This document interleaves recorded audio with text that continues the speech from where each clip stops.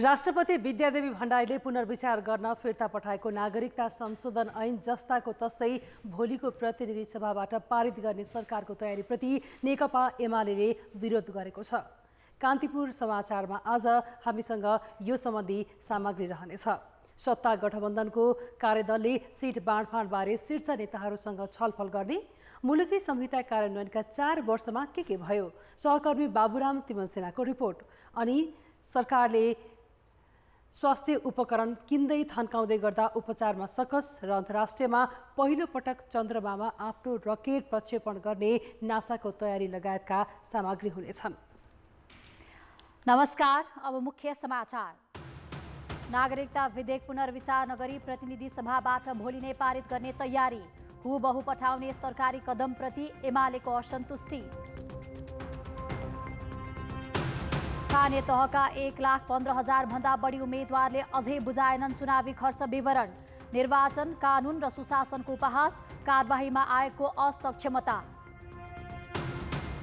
विकास खर्चमा सरकारको शैली फेरिएन। आर्थिक वर्षको पहिलो महिना साउनमा पुँजीगत खर्च 0.4% मात्रै। चीनमा अत्यधिक तापक्रमले पानीको स्रोत सुक्दा ऊर्जा सङ्कट, जनजीवन अस्तव्यस्त, 6 दिनसम्म उद्योग बन्द गर्न सरकारको आदेश। र महिला साफ च्याम्पियनसिपको तयारी तीव्र, आर्मीसँग अभ्यास खेलका लागि भुटानी टोली आउँदै, भारतीय टिमको सहभागिता मङ्गलबार टुङ्गो लाग्ने। सरकारले नागरिकता विधेयक प्रतिनिधि सभाबाट भोलि नै पारित गर्ने तयारी गरेको छ।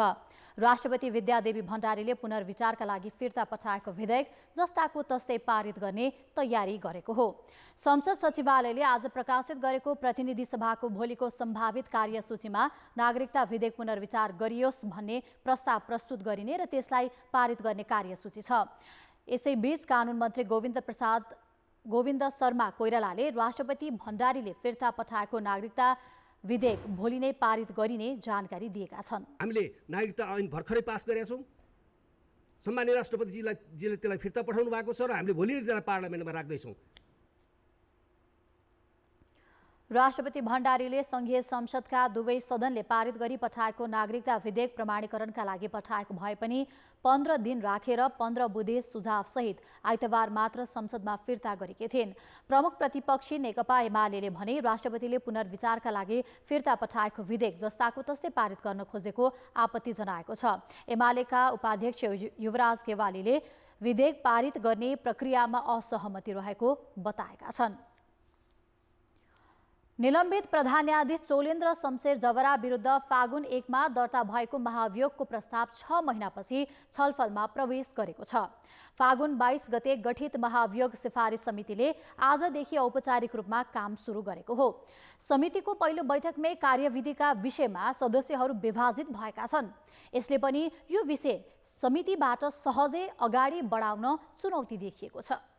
दर्ता भएपछि सरासर अगाडि बढाउनु पर्ने महाभियोग प्रस्ताव दलीय स्वार्थका कारण लामो समय अल्मलाएर राखियो। 6 महिनापछि समितिमा पुगेको प्रस्तावमा सांसदहरू कार्यविधिकै विषयमा विभाजित देखिए। खास गरी सत्तारूढ नेपाली काङ्ग्रेस र माओवादी केन्द्रका सांसद यसलाई छोटो समयमै सक्ने पक्षमा देखिएका छन्। केही बारेमा भविष्यमा परिमार्जन गरौँला, तर अहिले चाहिँ विद्यमान प्राप्त उपलब्ध कानुनी प्रावधानहरूलाई टेकेर हाम्रो काम कारबाही अगाडि सुरु गरौँ भन्ने लाग्छ। समिति बन्यो, छलफल सुरु भयो, प्रतिवेदन बुझाउन सकेन, भोलिको रिपोर्ट यही भन्छ। त्यसैले यो रिपोर्ट हुने स्थिति आउन नदिनको लागि हामीले चाहिँ दिन 2 गुणा रात 4 गुणाको दरले भए पनि काम गर्नुपर्छ। जबरा विरुद्ध विभिन्न 21 आरोप लगाएर सत्तारूढ दल नेपाली काङ्ग्रेस, माओवादी केन्द्र र एकीकृत समाजवादीले फागुन 1 गते प्रतिनिधि सभामा महाभियोग दर्ता गरेका हुन्। अब समितिले ती सबै आरोपमा छानबिन गर्छ, जसका लागि सबैभन्दा पहिले कार्यविधि अनिवार्य छ। यसमा विपक्षी एमालेबाट प्रतिनिधित्व गर्ने सांसदको धारणा समितिलाई पुरा अवधि दिनुपर्छ भन्ने छ। 1 महिनामा सकौँ 1 हप्तामा सकौँ भन्दाखेरि काम गर्ने हरेक प्रक्रियाहरू कुनै पनि छोड्न हुन्न भन्ने खालको कुरा। त्यसैले यसले आफ्नो कार्यावधि 3 महिना पाउँछ भने उसलाई 7 दिन 1 महिना भनेर त्यसलाई खुम्च्याउने कुरा हुन सक्दैन। त्यसैले 3 महिनामा 3 महिनाको कार्यतालिका बनाएर अगाडि बढ्नुपर्छ। सत्तारूढ दलकै सांसदहरूको भनाइ पनि फरक छन्। कतिपयले त महाभियोग प्रस्ताव अगाडि बढाउँदा सल्लाह नै नगरेको सम्मको गुनासो गरेका छन्। सरकारमा छौँ भन्ने कुरो एउटा छ, तर यो महाभियोगको न हामी प्रस्तावमा छौँ न समर्थनमा, न हामीसँग कुनै सल्लाह भएको छ विगतमा पनि, न कुनै हामीसँग सुझाव मागेको छ। व्यवहारमा उतार्न नसक्ने, कानुन गर्ने तहमा पुग्न नसक्ने गरी पनि कार्यविधि बनाउनु भएन। त्यसका निम्ति पनि 1-2 दिन समयको लागि अब बनाइएको कार्यविधिलाई, बनाइएको कार्यतालिकालाई कार्यान्वयनमा, प्रभावकारी कार्यान्वयनमा र समयमा सिद्ध्याउनको निमित्त पनि हामीले त्यसलाई अलिकति विचार विमर्श विशेष गरेरै ल्याउनुपर्छ। समितिको अर्को बैठकमा कार्यतालिका र सचिवालयले बनाएको कार्यविधिमा छलफल गर्ने र आवश्यक परे परिमार्जन गर्ने भनिएको छ। जे भए पनि महाभियोग समितिमा लामो समयपछि प्रस्ताव पेश भएको छ, तर त्यसमा दलहरूका आफ्नै स्वार्थ देखिन्छन्। यस्तो गम्भीर विषयमा सदस्यहरू दलीय स्वार्थभन्दा माथि उठ्न नसकेमा समितिको निष्पक्षतामा त प्रश्न उठ्छ नै, प्रक्रिया समेत थप लम्बिन सक्छ। कान्तिपुर समाचारका लागि क्यामेरामा विकास जोशीका साथ दीपक आचार्य, काठमाडौँ। गत वैशाखमा सम्पन्न स्थानीय तहको निर्वाचनमा 1,45,013 जना उम्मेद्वार थिए। चुनाव सकिएको 30 दिनभित्र खर्च विवरण बुझाउनु पर्ने कानुनी व्यवस्था नै छ, तर विडम्बना पत्याउनै गाह्रो। त्यसमध्ये 1,15,000ले त तोकिएको समयमा निर्वाचन आयोगले आफ्नो खर्च नै बुझाएनन्। प्रश्न उठ्छ, अब उनीहरूलाई आयोगले कस्तो कारबाही गर्छ? किनभने आयोगले कारबाहीमा आनाकानी गर्दा निर्वाचन कानुन उल्लङ्घन गर्ने प्रवृत्ति बढ्दो छ। स्थानीय निर्वाचन सकिएको 3 महिना भइसक्यो, तर 1,45,013 मध्ये जम्मा 21,230 उम्मेद्वारले मात्रै तोकिएको समयमा विवरण बुझाए। 1,15,131 जना उम्मेद्वारले चुनावको खर्चको कुनै विवरण बुझाएका छैनन्। 8,652 जनाले ढिला बुझाए। निर्वाचन कानुन र सुशासनको यो ठाडो उल्लङ्घन हो। निर्वाचन आयोगले गर्ने सबभन्दा ठुलो कारबाही भनेको के त भन्दाखेरि चाहिँ उम्मेदवारी रद्द गर्ने, यो सम्बन्धको कुराहरू निर्वाचन आयोगले गर्न सक्छ, गर्नुपर्छ। आयोगले खर्च विवरण नबुझाएकालाई स्पष्टीकरण सोध्न सुरु गरेको छ। स्पष्टीकरण चित्त नबुझे खर्च बराबरको रकम वा 5 लाख मध्ये जुन बढी हुन्छ त्यो भराउने आयोगको तयारी छ। तोकेको 6 महिनाभित्र विवरण नबुझाए कुनै पनि निर्वाचनमा उम्मेद्वार हुनबाट रोक र जितेको भए पद नै खारेज गर्ने सम्मको अधिकार छ। अब आयोगले कारबाही कसरी गर्छ त? राजनीतिक दल उम्मेदवारहरूले पक्कै गम्भीरतापूर्वक लिनुहुनेछ र कानुनको व्यवस्था त पालनाको लागि हो नि, उल्लङ्घनको लागि त होइन।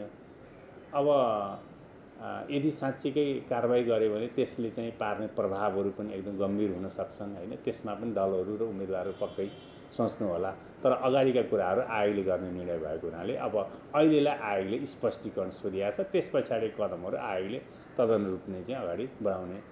उम्मेद्वारले चुनावी खर्च नबुझाउने समस्या नौलो होइन। आयोगले कारबाहीमा आलटाल गर्दा अघिल्ला निर्वाचनमा उम्मेद्वार बनेकाहरूले समेत विवरण नबुझाएको देखिएको छ, तर आयोगसँग त्यसको तथ्याङ्क समेत छैन। कारबाही त टाढाको कुरा। यसले निर्वाचन पारदर्शी नहुने, भड्किलो हुने, उम्मेद्वारले अत्याधिक खर्च गर्ने र चुनावमा जे गरे पनि आयोगले केही गर्दैन भन्ने मनपरीको प्रवृत्ति बढेको छ। मनी इन पोलिटिक्स अथवा चाहिँ निर्वाचनमा प्रयोग हुने जुन व्यापक रूपमा प्रयोग हुने मुद्राको प्रचलन बढ्दै जान्छ। यसले गर्दा वास्तविक क्यान्डिडेटहरू पाखामा पर्छन्। महिला, दलित, जनजाति, गरिबहरूको सस्ता लोकतन्त्र बन्न सक्दैन र लोकतन्त्र एउटा चाहिँ पैसाले किन्ने अथवा चाहिँ पैसा मार्फत मत किन्ने एउटा प्रणाली जस्तो बन्छ, जुन अहिले कतिपय तेस्रो विश्वयुद्धमा भइरहेको तेस्रो विश्वका देशहरूमा भइरहेको छ र नेपालमा पनि त्यो प्रक्रियामा हामी अगाडि छौँ। चुनावमा जे गरे पनि छुट भइहाल्छ भन्ने उम्मेद्वारको मानसिकता हावी हुनु आयोगले कारबाही नगर्नुकै परिणाम हो। चुनावमा मनपरी खर्च गर्ने, हिसाब लुकाउने र झुठो विवरण देखाएर बच्ने प्रवृत्तिले जित्नेहरूलाई अनियमितता र भ्रष्टाचार गर्न पनि बल पुग्छ। त्यसो त 1,15,000 उम्मेद्वारको अध्ययन र कारबाही गर्ने जनशक्ति आयोगसँग छ त? यो अर्को प्रश्न हो। तर निर्वाचन आयोगले पनि स्पष्टीकरण वा सचेत बनाएर कारबाहीको झारा टार्नु हुँदैन। कान्तिपुर समाचारका लागि क्यामेरामा सुरज खड्का र सुर्खेत सहकर्मी नवीन शाही र अञ्जना लामिछाने, काठमाडौँ। अब जनमतको अन्तिम परिणाम। जनमतमा हिजो हाम्रो प्रश्न थियो, राजनीतिक दलहरूभित्र आन्तरिक लोकतन्त्र किन कमजोर भएको होला? ए स्वेच्छाचारी नेतृत्व, बी युवा पुस्ताको लाचारी र सी लोकतान्त्रिक संस्कारको अभाव। जनमतको अन्तिम परिणाम यस्तो छ, ए स्वेच्छाचारी नेतृत्वमा 51%, बी युवा पुस्ताको लाचारीमा 38% र सी लोकतान्त्रिक संस्कारको अभावमा 11% मत प्राप्त भएको छ। अब आजको प्रश्न। जनमत हाम्रो प्रश्न छ, निर्वाचनका उम्मेदवारले खर्च विवरण नबुझाउने प्रवृत्तिलाई के भन्ने? ए राजनीतिक दम्भ, बी कानुनको बेवास्ता र सी आयोगको निरीहता। जनमतको अन्तिम परिणाम भोलि साँझ 8 बजेको कान्तिपुर समाचारमा प्रसारण गर्नेछौँ। कृपया न्युज स्पेस ABYC टाइप गरी 34001 मा SMS गरी आफ्नो मत व्यक्त गर्नुहोला। वर्षौंदेखि मिटर ब्याजको पीडा सहन बाध्य पश्चिम नवलपरासीका पीडित आफ्नो समस्याको चाङ बोकेर काठमाडौँ आएका छन्। कुनै समय घर खर्च चलाउन साहुबाट लिएको सामान्य ऋण अहिले उनीहरूका लागि ठुलै बोझ बनेको छ। ऋणको ब्याज र ब्याजको पनि ब्याजको हिसाब गरेर साहुले ठुलो रकम असुल्ने गरेपछि पीडितहरू सङ्घीय सरकारसँग गुहार माग्दै राजधानी आएका हुन्। पश्चिम नवलपरासीको सुस्ता गाउँपालिका 5 का मानसा कुर्मीले 2070 सालमा श्रीमानलाई विदेश पठाउन साहुसँग 1 लाख रुपैयाँ ऋण लिइन्। तर रोजगारीका लागि कतार पुगेका उनका श्रीमान 8 महिनामै फर्किए। 11 कट्ठा जमिन दृष्टिबन्धक राखेर लिएको ऋण तिर्न नसकेपछि जग्गा बेच्नुको विकल्प रहेन। 2075 सालमा जग्गा बेचेर 20 लाख रुपैयाँ साहुलाई बुझाइन्। तर अहिलेसम्म उनी ऋणमुक्त भएकी छैनन्। साहुले अझै 4 लाख रुपैयाँ मागिरहेका छन्। पैसा लिहल 1 लाख लिहल त गाइनी त पैसा भेजनी त नाई दिया पल त खेत बेच के 11 कट्ठा 20,38,500 दिहल बा। अभी पैसा मांगा 5 वर्ष अघि सुस्ता 5 कै मानबहादुर गुरुङले लिएको 80,000 रुपैयाँ ऋण अहिले 4 लाख पुग्यो। मिटर ब्याज बढ्दै जाँदा घरबार बिन हुने पिरौलले उनलाई सताउन थालेपछि जग्गा बेचेर ऋण तिरे। कागजमा साहुले ऋण चुक्ता भएको लेखे पनि लिखतको कागज उनको हातमा परेको छैन। ब्याज हजुरको अब 1 लाख त्यससँग पैसा लिए भने 2 लाखको तमसुक बनाउने, सैकडा 5 को पैसा लिने, त्यही हो। अनि 1 वर्षमा चाहिँ 1 लाख पैसा लिए भने 1 वर्ष पुगिसकेपछि त्यसलाई फेरि साहु बनाएर त्यो फेरि 1,60,000 को मिटर ब्याज चलाउने रहेछ। नवलपरासी पश्चिममा मिटर ब्याज लिएर वर्षौंसम्म ऋण चुक्ता नहुनेको संख्या 100 भन्दा बढी छ। ऋणको दोब्बर तेब्बर कागज गर्ने र 40% देखि 60% ब्याज लिने प्रवृत्तिले गाउँका विपन्न र मजदुर वर्ग बढी समस्यामा परेका छन्।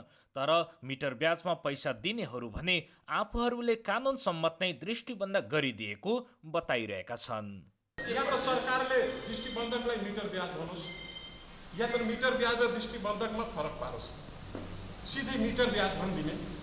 यो त अलिकति त्यो सरकारको पनि नीति समझमा आएन। मिटर ब्याजले घरबार तहस नहस भएको भन्दै पीडितहरू ऋण चुक्ताको लागि बारम्बार काठमाडौँ धाइरहेका छन्। तर पनि अहिलेसम्म उनीहरूले न्याय पाउन भने सकेका छैनन्। कान्तिपुर समाचारका लागि नवीन पौडेल, सुस्ता, पश्चिम नवलपरासी। आज भदौ 1 गते अर्थात् मुलुकी संहिता लागू भएको दिन। तर 2075 सालमा लागू भएको मुलुकी संहिताका महत्त्वपूर्ण व्यवस्था अझै कार्यान्वयन हुन सकेका छैनन्। कतिपयमा भने 4 वर्षमै संशोधनको आवाज उठेको छ। न्यायिक अभ्यासमा समेत असमानता देखिएका छन्। तत्कालीन प्रधानमन्त्री जङ्गबहादुर राणाले विक्रम सम्मत 1910 सालमा निर्माण गरेको मुलुकी ऐनलाई 165 वर्षपछि प्रतिस्थापन गरिएको थियो। 2075 भदौ 1 गते लागू भएको मुलुकी संहिता अन्तर्गतका 4 संहिता र 1 ऐन कार्यान्वयनमा आएको 4 वर्ष भएको छ। देवानी र फौजदारी कसुरका विषयलाई समेटेर छुट्टा छुट्टै कार्यविधि सहित जारी भएकाले संहिताका अधिकांश व्यवस्था कार्यान्वयनमा गए पनि केही विषय भने अझै अपुरै छन्। फौजदारी कसुर सजाय निर्धारण तथा कार्यान्वयन ऐनका केही दफा राजपत्रमा प्रकाशित भएपछि मात्र कार्यान्वयन गर्ने भनिएको छ। कैदीलाई कैद बापत श्रम र सामुदायिक सेवामा लगाउने, पुनःस्थापना केन्द्रमा पठाउने, सुधार गृहमा राख्ने जस्ता व्यवस्था अझै कार्यान्वयन हुन सकेका छैनन्। हाम्रो न्याय सम्पादन प्रणाली अपेक्षाकृत चुस्त दुरुस्त हुन सकेको छैन। न्याय सम्पादन प्रक्रियालाई छिटो सजिलो बनाई सीमान्तकृत निमुखा जनताको सहज पहुँचसम्म पुर्याउने दिशामा हामी धेरै काम गर्न बाँकी छ। ऐनका कतिपय प्रावधानहरूको कार्यान्वयन हुन सकेको अवस्था छैन। जस्तै फौजदारी संहितामा उल्लेख फ्री ट्रायल कन्फरेन्स तथा प्रारम्भिक सुनाइ लगायतका प्रावधानहरूको प्रभावकारी कार्यान्वयनमा हुन सकेको अवस्था छैन। 17 दफा 22, 25, 26, 27, 28, 29, 30 र 49 दफाहरू लागू भएका छैनन्। मुलुकी देवानी संहितामा राखिएको विवाहको 20 वर्षे उमेरमा पुनर्विचार गर्नुपर्ने माग भइरहेको छ।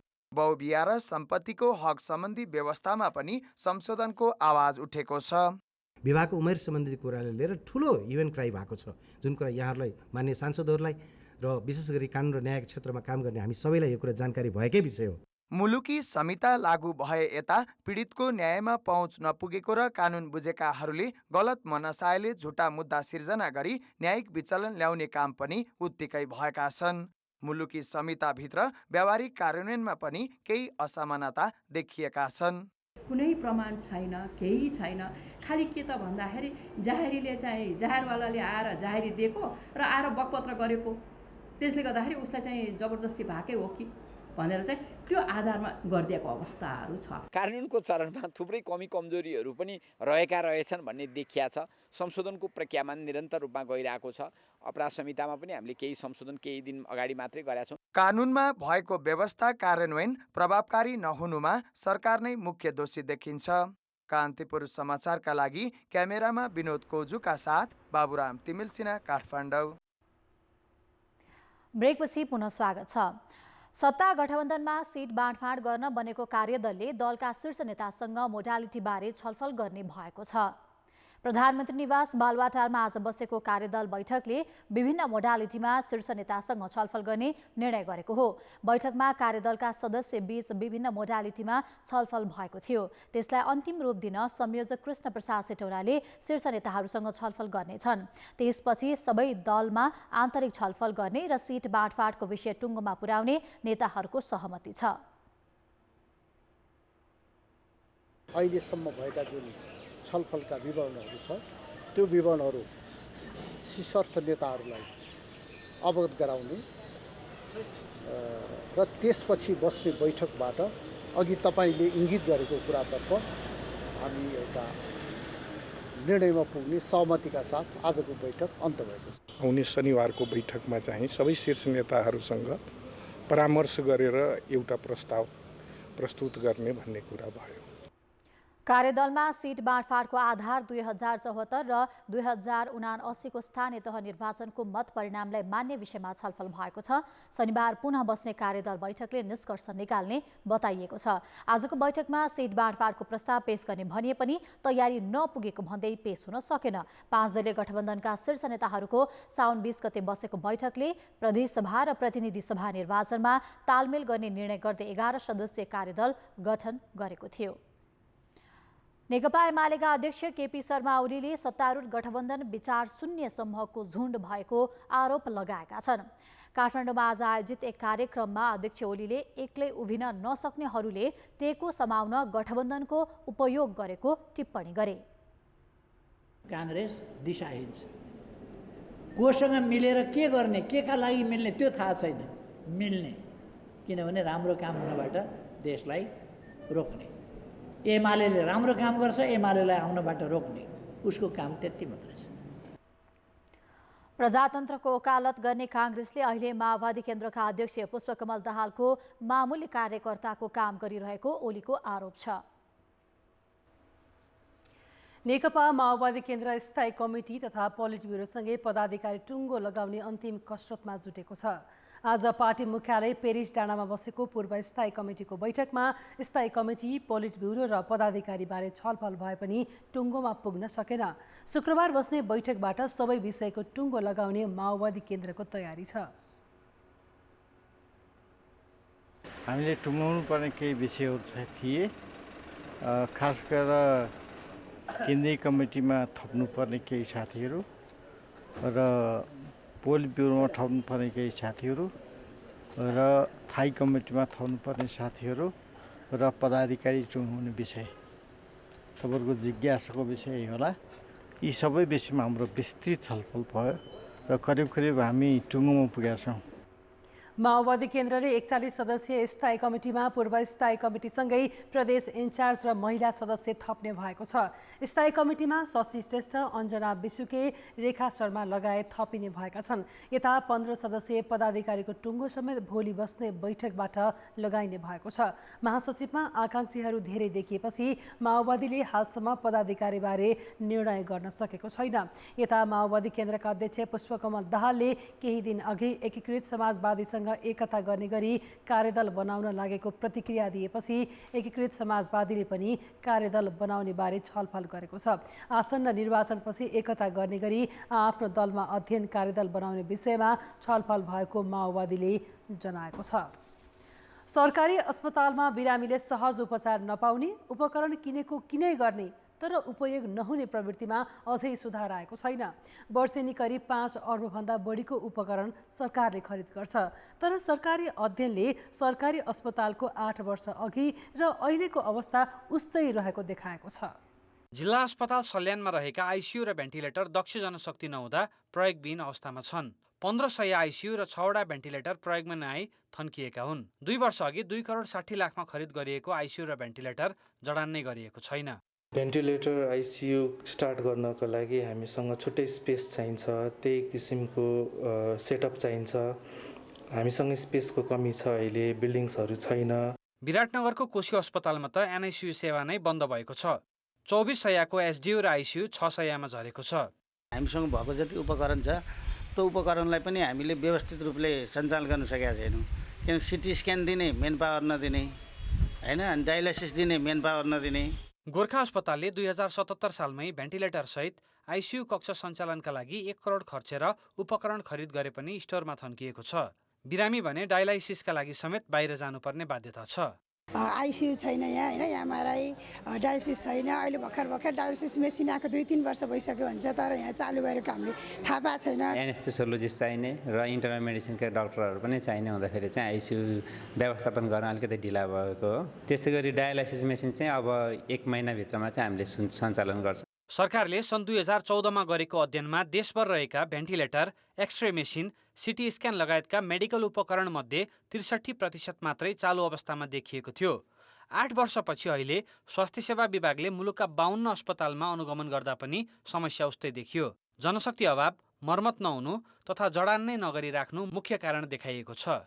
यो उपयुक्त किसिमले लगेका सामग्रीहरू इन्स्टल भएन, मिलाएर जडान गर्न सक्ने जनशक्ति भएन। जडान गरिसकेपछि पनि के सामग्री बिग्रियो अथवा कहाँ बिग्रियो भनेर छुट्याउन सक्ने जनशक्ति भएन।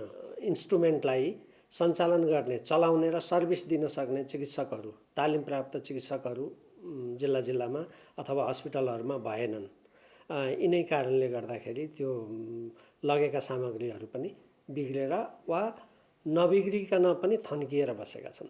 सरकारले भने वर्षेनी 5 अर्ब रुपियाँभन्दा बढीको उपकरण खरिद गर्ने गरेको छ। सरकारी अस्पतालहरूमा कति उपकरण कुन अवस्थामा छन् त्यो तथ्याङ्क भने सरकारसँग छैन। त्यो औजारहरू चाहिने कि नचाहिने उक्त ठाउँमा र उक्त ठाउँमा पठाउँदा जनशक्ति छन् कि छैनन् भन्ने कुरो विचार तीनै तहको सरकारले गरेको देखिँदैन। र राजनीति गर्नेहरूले पनि सस्तो नाराको लागि त्यहाँ चाहियोस् नचाहियोस् भेन्टिलेटर लगाएको छ, एक्सरे मेसिन रेडियोग्राफर नभए पनि डिजिटल एक्सरे मेसिन पठाएको छ, अनि कोठा एउटा पनि खाली छैन, आइसियु बेड 12वटा लगेर थन्काएको छ। स्वास्थ्य सेवा मौलिक हक हो। विभिन्न बहानामा अस्पतालमा अर्बौंको उपकरण प्रयोग नभई थन्किने तर बिरामीले सहज उपचार नपाउने व्यथिति कहिलेसम्म?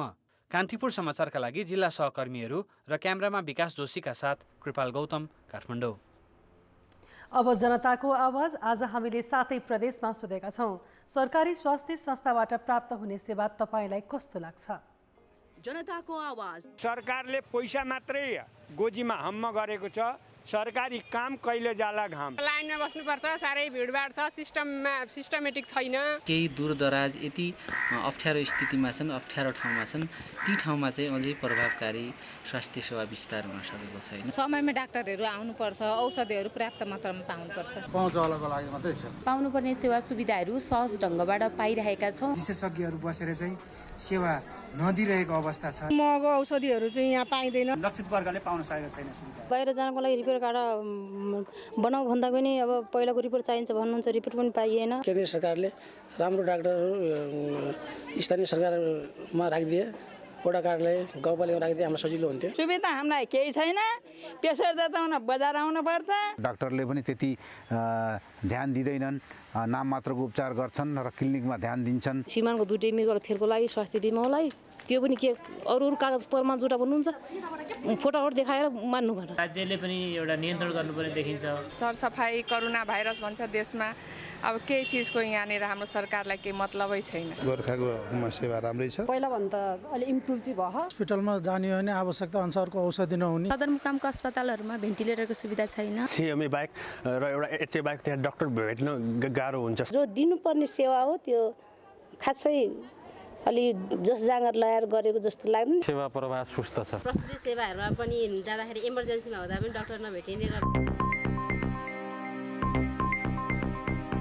अर्थ र विकास। आर्थिक वर्षको अन्त्यमा मात्र बजेट खर्च गर्ने प्रवृत्ति यस वर्ष पनि दोहोरिने सङ्केत देखिएको छ। आर्थिक वर्षको सुरु अर्थात् साउन 1 गतेबाटै बजेट कार्यान्वयन गर्ने गरी जेठ 15 मै बजेट ल्याए पनि कार्यान्वयन पुरानै शैलीमा हुन थालेको छ। आर्थिक वर्षको पहिलो महिना पुँजीगत बजेटको 1% पनि खर्च हुन सकेन। गत आर्थिक वर्षको अन्तिम 12औं महिनामा 20% भन्दा बढी बजेट खर्च गरेका विकासे मन्त्रालयले चालु आर्थिक वर्षको पहिलो महिनामा नगण्य अर्थात् 0.4% मात्रै बजेट खर्च गरेका छन्। आर्थिक वर्ष सुरु भएकै दिनबाट धमाधम विकास निर्माणका काम गर्ने भनिए पनि खर्च गर्ने प्रवृत्ति पुरानै छ, जसका कारण हालसम्म पुँजीगत बजेटको 0.40% र कुल बजेटको 1% मात्रै खर्च भएको छ। अहिले खर्चको हिसाबले हामी लगभग टोटल खर्च हाम्रो 1.2% प्लस छ भने त्यो मध्ये 0.4% टोटल पुँजीगत खर्च चाहिँ 0.4%, 0.5% को हाराहारीमा पुग्न लागेको छ। मन्त्रालय र अन्य निकाय गरी सरकारले 50 वटा क्षेत्रमा बजेट विनियोजन गरेको हुन्छ, जसमध्ये अधिकांश निकायको पुँजीगत खर्च 0 छ। विकासे मन्त्रालयले पनि नगण्य रूपमा बजेट खर्च गरेका छन्। जेठ 15 मा बजेट ल्याउँदा आयोजनाका सम्पूर्ण कागजात मिलाउन करिब 1.5 महिनाको समय हुन्छ, तर कर्मचारीले त्यसको उपयोग नगर्दा पुरानै अवस्था दोहोरिने गरेको छ। कर्मचारी तन्त्र त्यो मानसिकता साउन काम गर्ने महिना होइन भनेर बस्ने, अनि निर्माण व्यवसायीहरूमा पनि त्यही चरित्र, त्यही खालको चरित्र। मैले भने नि काम गरे पनि काम गर्दै नगर्ने, गरे भने पनि भुतानीलाई पेश नगर्ने, भुतानी पेश गरे भने उताबाट भुतानी नहुने। कर्मचारीमा आफू खुसी काम गर्ने मानसिकता र कर्मचारीलाई काम लगाउन सक्ने राजनीतिक नेतृत्व नभएका कारण समयमै बजेट खर्च हुन नसकेको हो। अझ नयाँ बजेट कार्यान्वयन गर्ने बेलामा मन्त्री फेरबदल हुँदा त कर्मचारीलाई हाइसन्चो हुने गरेको छ। राजनीतिक नेतृत्व नै असफल हुँदा समयमै बजेट ल्याए पनि कार्यान्वयन हुन नसकेको विज्ञको बुझाइ छ। माथिकोले ढोक काठमा तेल हालेर चाहिँ बसेपछि अनि तलकाले किन काम गर्छन्?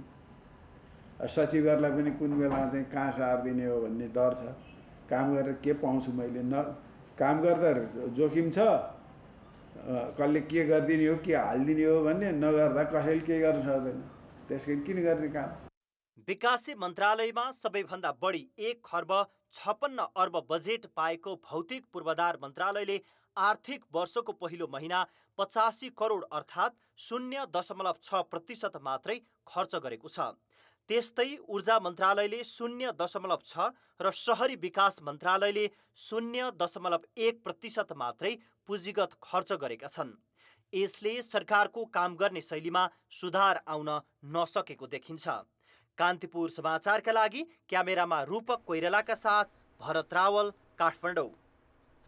विदेशी मुद्रा सञ्चित घटनाबाट रोक्नका लागि गरिएको आयात कडाइले अर्थतन्त्रमा केही सुधारका सङ्केत देखिएका छन्।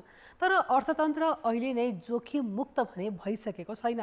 अर्थतन्त्रको बाह्य परिसूचकमा देखिएको झिनो सुधारलाई निरन्तरता दिँदै अर्थतन्त्र जोखिम मुक्त बनाउन आयात कडाइलाई निरन्तरता दिन विज्ञले सुझाएका छन्।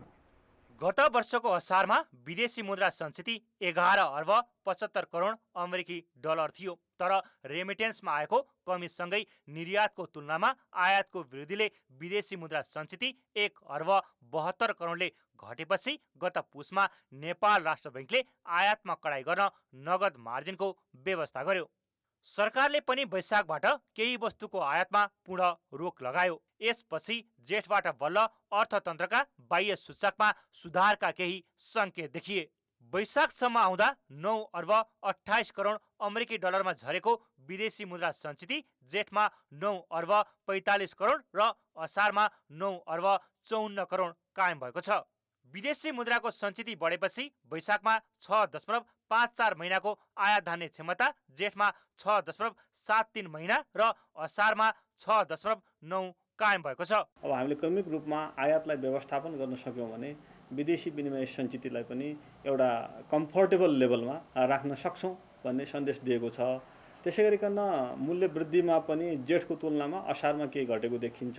अब अन्तर्राष्ट्रिय बजारमा पेट्रोलियम पदार्थको मूल्य घट्यो। अन्तर्राष्ट्रिय बजारमा जसरी पछिल्लो महिनाहरूमा के इन्फ्लेसन घट्छ कि भन्ने सङ्केत देखिरहेको छ, त्यसले नेपालमा पनि इन्फ्लेसन इज गर्न सक्छ।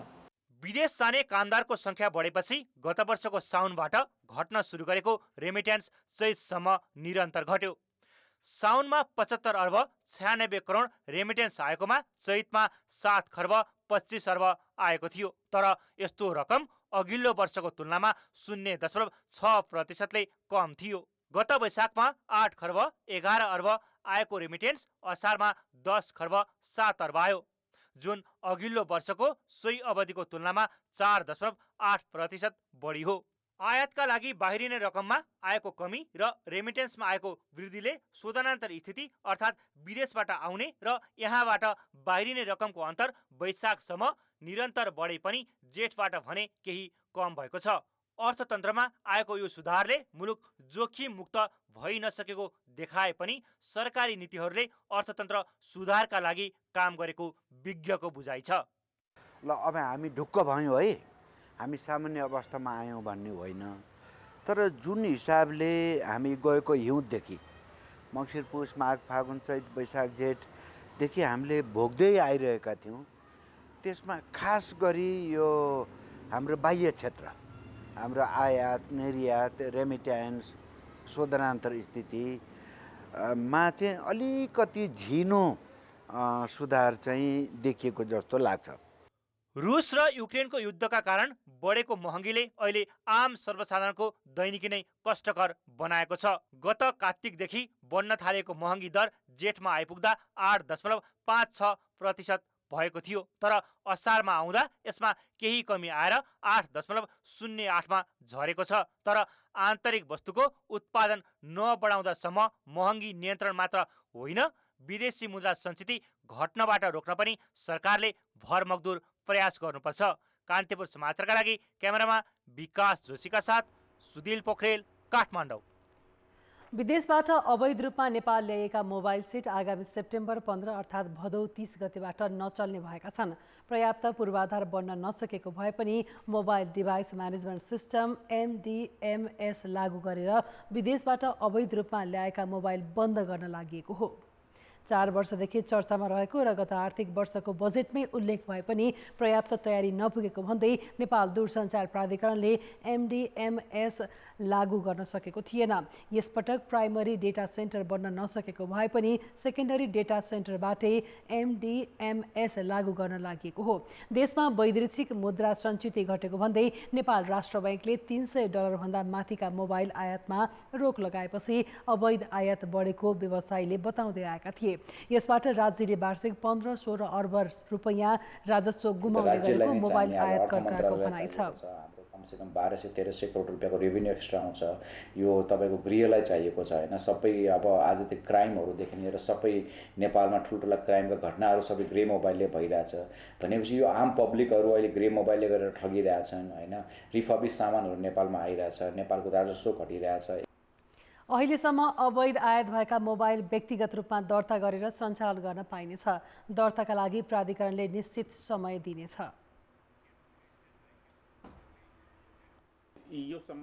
खेलकुद समाचार। कान्तिपुर खेलकुद समाचारमा स्वागत छ। अखिल नेपाल फुटबल सङ्घ इन्फाले महिला साफ च्याम्पियनसिप आयोजनाको तयारी तीव्र बनाएको छ। प्रतियोगितालाई भव्य बनाउनेदेखि नेपाली टिमका सबै खेल फ्लडलाइटमा खेलाउने इन्फाको तयारी छ। साफको तयारी स्वरूप अहिले प्रतियोगिता हुने दशरथ रङ्गशालाको स्तर उन्नति जारी छ भने अभ्यास तथा वैकल्पिक मैदानको पनि स्तर उन्नति भइरहेको इन्फाले जनाएको छ। प्रतियोगिताका सबै खेल दशरथ रङ्गशालामा हुनेछन्। आर्मी मुख्यालयको मैदान च्यासल मैदान, आर्मीकै लगन खेल मैदानलाई सहभागी टिमको अभ्यासका लागि उपलब्ध गराउने इन्फाले तयारी गरेको हो। वैकल्पिक मैदानको रूपमा सेन्ट जेभियर्सको मैदान उपलब्ध हुने इन्फाले बताएको छ। इन्फाले नेपाली टिमका सबै सहित दैनिक कम्तीमा एक खेल फ्लडलाइटमा खेलाउने योजना बनाएको हो। एउटा म्याच त फ्लडलाइटमै हुन्छ अहिले होइन। अब दर्शकहरू अब यहाँ रमाएर आओस् होइन, रमाएर इन्जोय गरोस् भनेर अहिले हामीले चाहिँ अब दर्शकहरूलाई चाहिँ अब सुरक्षाकोदेखि लिएर अब खानेपिनेको नि अब यिनीहरू केही खानाहरूको पनि व्यवस्था गरिरहेको छौँ पैसा तिरेर होइन। अब यहाँ अलिकति फुड कर्नर राख्न खोजिरहेको छौँ। टिम चाहिँ अब भुटानको टिम चाहिँ अगाडि आउने कुरा भइरहेको छ होइन। अरू चाहिँ नर्मल त्यो म्याचभन्दा 2-3 दिन अगाडि आउने हो। अब त्यो टिमहरूलाई चाहिँ म्याचको मैदान चाहिँ एउटा हामीले अहिले यो आर्मीको माथिको हेडक्वार्टरको ग्राउन्ड एउटा हो। दोस्रोमा अहिले च्यासलको ग्राउन्ड युज गर्न खोजिरहेको छौँ हामीले, युजै गर्छौँ हामी। तेस्रो चाहिँ अहिले हामीले राजदल लगन खेलको आर्मीको हेड छ र वैकल्पिकमा चाहिँ हामीले सेन्ट जेभियर्सकोलाई चाहिँ हामीले तयारी गरेका छौँ अहिले। एउटा म्याच दिउँसो छ, एउटा म्याच राति छ फ्लडलाइटमा। फ्लडलाइटमा चाहिँ लिगको म्याचहरू सबै नेपालको म्याचहरू चाहिँ राति नै छ फ्लडलाइटमा।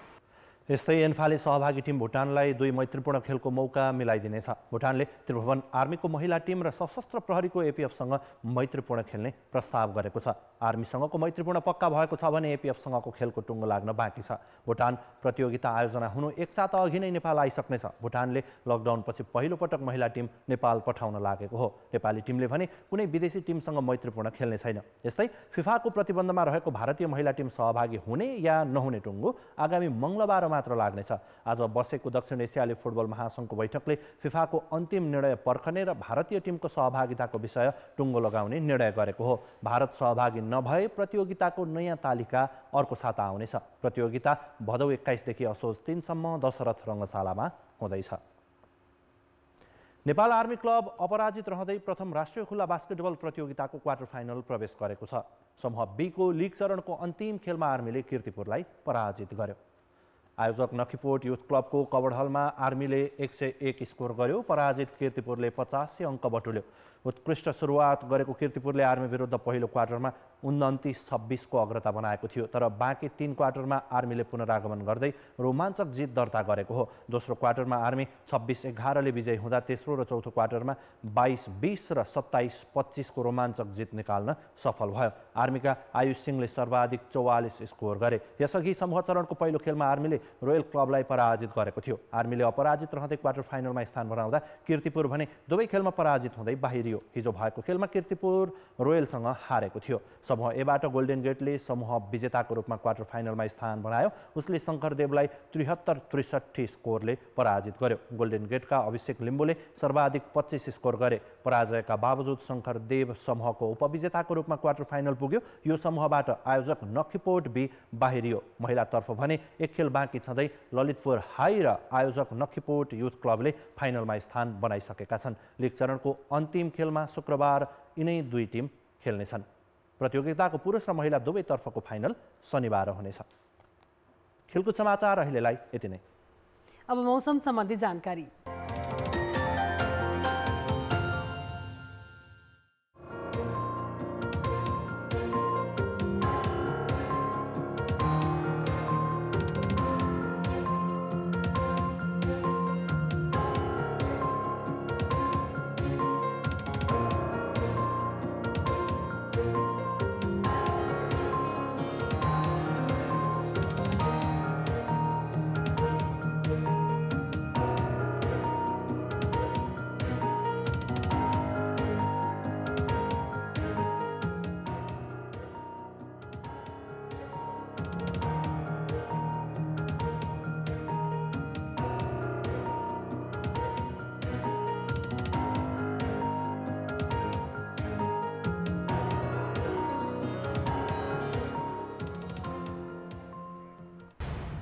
कान्तिपुर समाचार अहिलेलाई सकियो। कान्तिपुर टेलिभिजन हेर्दै गर्नुहोला। नमस्ते।